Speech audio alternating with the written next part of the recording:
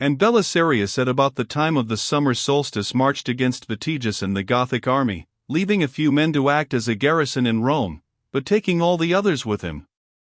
And he sent some men to Tudera and Clusium, with orders to make fortified camps there, and he was intending to follow them and assist in besieging the barbarians at those places. But when the barbarians learned that the army was approaching, they did not wait to face the danger, but sent envoys to Belisarius, promising to surrender both themselves and the two cities, with the condition that they should remain free from harm. And when he came there, they fulfilled their promise. And Belisarius removed all the Goths from these towns and sent them to Sicily and Naples, and after establishing a garrison in Clusium and in Tudera, he led his army forward. But meanwhile Vitiges had sent another army, under command of Vasimus, to Oximus, commanding it to join forces with the Goths there, and with them to go against the enemy in Ancon and make an attempt upon that fortress. Now this Ancon is a sort of pointed rock, and indeed it is from this circumstance that it has taken its name, for it is exceedingly like an elbow.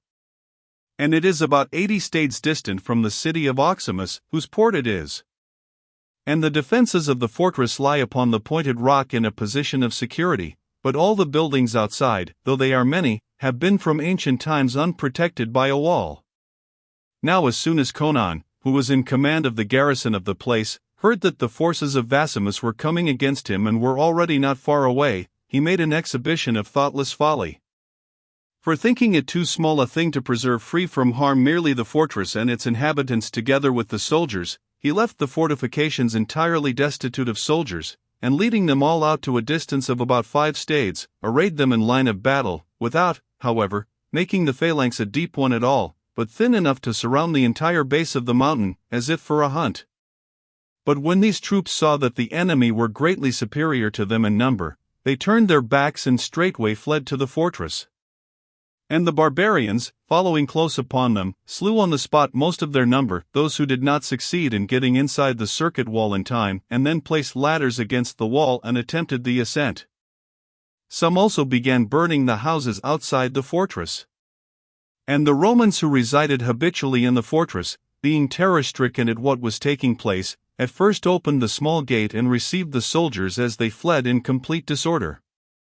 But when they saw the barbarians close at hand and pressing upon the fugitives, fearing that they would charge in with them, they closed the gates as quickly as they could, and letting down ropes from the battlement, saved a number by drawing them up, and among them Conon himself.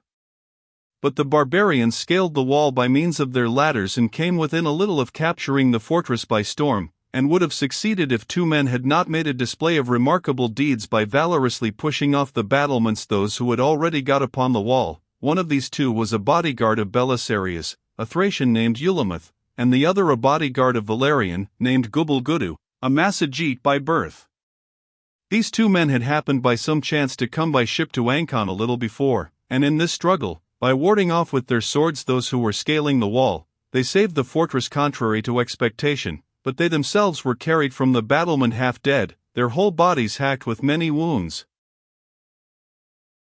At that time it was reported to Belisarius that Narses had come with a great army from Byzantium and was in Picenum. Now this Narses, 186, was a eunuch and guardian of the royal treasures, but for the rest keen and more energetic than would be expected of a eunuch. And 5,000 soldiers followed him, of whom the several detachments were commanded by different men, among whom were Justinus, the general of Illyricum, and another Narses, who had previously come to the land of the Romans as a deserter from the Armenians who were subject to the Persians. With him had come his brother Horatius, 187, who, as it happened, had joined Belisarius a little before this with another army. And about 2,000 of the Arulian nation also followed him, commanded by Vesandus and Aluith and Phanithius.